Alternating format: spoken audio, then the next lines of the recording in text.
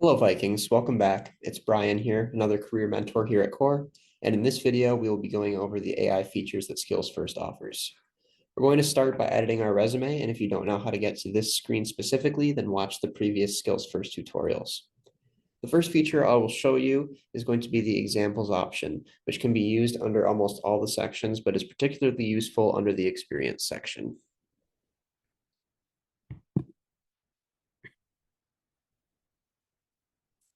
So click on experience like I have done. Add your job title here and scroll down to the job description box underneath it. Examples are up here to the right. Click on that.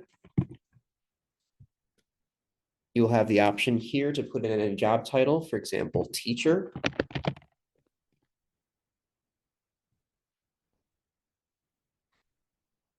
Press submit, and SkillsFirst will, after a little bit of time, generate a bunch of descriptions common to the job that you chose. This is especially helpful if you're struggling to think of any descriptions of your day-to-day activities during your work experiences. From here, you can click on any and whatever bullet points that you feel best apply to you, and then press submit. So I like those two, so I'm going to press submit. And it will paste those into your job description box on your resume. A word of caution to note here, though, make sure your writing reflects what you actually did during your experience. So make sure you're choosing ones that accurately portray what you did. And the best way to ensure that this is the case is to use this AI tool as basically an inspiration or a guide, but personalize the actual statements that you put into the resume.